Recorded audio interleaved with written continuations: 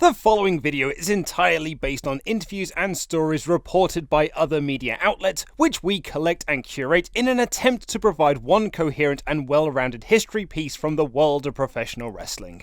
Support WrestleTalk! Order a t-shirt. Cody is currently one of the hottest acts on the independent scene and recently sold out a 10,000-seat arena with his Bullet Club companions. But just a few years ago, he was a lower mid-carder in WWE, stuck with a gimmick that was a parody of his brother. I am Luke Owen, and this is why Cody Rhodes quit WWE in 2016. In 2013, Cody Rhodes had started to team with his real-life brother Goldust, and the pair won the tag team titles before losing them to the newly reformed New Age Outlaws at the 2014 Royal Rumble. From there, the partners suffered a losing streak, which culminated in Cody revealing his new character Stardust, which was essentially a parody of the Goldust character based on the name his father Dusty Rhodes had used in the AWA. Eventually, the Stardust character turned heel, leading to one memorable match where he teamed with King Barrett to take on Neville and Arrow's Stephen Amell at SummerSlam. But from there, he fell down the card, often not being booked on shows and sometimes just appearing on main events. Cody revealed in May 2016 that he had petitioned and asked WWE creative members to drop the Stardust gimmick and allow him to wrestle under the name Cody Rhodes. Dave Meltzer wrote in the Wrestling Observer that WWE told him in February that he would go back to being Cody Rhodes after WrestleMania 32, and he even had new gear made, but someone decided not to do it. The change was supposed to happen right after WrestleMania, and then Vince McMahon nixed it. Cody had been pleading for this change long before WrestleMania 32, writing on Twitter that the writers continued not to return my pictures or emails, and in face-to-face encounters tried to big league me by pretending to be on their clearly powered off laptops. In his tweet, Cody refers to two writers in particular, one pretending to be Brian Goetz, and another who was too busy hitting on developmental divas. Dave Meltzer wrote in the Wrestling Observer that Cody was likely talking about the head writers of Raw and SmackDown at the time, Ed Koskey and Ryan Ward. Koskey had been known for writing similar material to Goetz, and Ward had just been promoted to SmackDown from NXT. Meltzer added, "It was the line about hitting on developmental divas that created a stir internally for obvious reasons. The key is fear that it would break out into being a news story that TMZ-style media would go after, but thus far that hasn't been the case." In an interview with Steve Austin on the WWE Network, Vince McMahon made a reference to talent reaching for brass rings in terms of getting pushes and making a name for themselves, something which allegedly became a running gag in the locker room. Cody himself made a joke about it on Twitter, writing, "I felt like I had a bag of those brass rings, and when it came time for me to cash them in, I find I can't do so." On May 22nd, Cody posted on Twitter a lot of the comments that made up this video, highlighting that it was a show from the Greensboro Coliseum where he decided to quit the company, as it was the same building Ric Flair won the World Championship at Starrcade 83, and it was one of the hottest places for his father Dusty Rhodes, who had passed away the year previous. He noted in his tweet that his dream and aim was to win the WWE Championship, but Vince McMahon and Triple H never saw him as a top guy. In reference to his father's passing, Dave Meltzer wrote in the Wrestling Observer newsletter, "One person close to the situation noted to us that Cody had been unhappy of late and had, as expected, taken his father's death hard." In an interview with Chris Jericho on his podcast, Cody also said that he saw how big independent wrestling was getting and how he wanted to be a part of it. Shortly after he announced he had quit WWE, he posted up a bucket list of people he wanted to wrestle, including Dalton Castle, Kurt Angle, Chris Hero, Mike Bennett, and the Young Bucks, as well as competing in PWG's Battle of Los Angeles and work with New Japan. He told Chris Jericho, "I tell people all the time we are entering another wrestling boom, but it's not a ratings war. It's the accessibility of wrestling. You can love WWE, but you can easily watch New Japan. You can literally go onto New Japan World and you have English commentary." On May 21st, 2016, Cody Rhodes tweeted that he had asked for his release from WWE and it was granted the following day. With WWE.com posting the standard, WWE has come to terms on the release of Cody Rhodes as of Sunday, May 22nd, 2016. WWE wishes Rhodes the best in all his future endeavors. We have other WWE Backstage Expose videos, so click the playlist to the left to check those out. Support this channel by subscribing and pledge on Patreon for exclusive podcast content. I have been Luke Owen,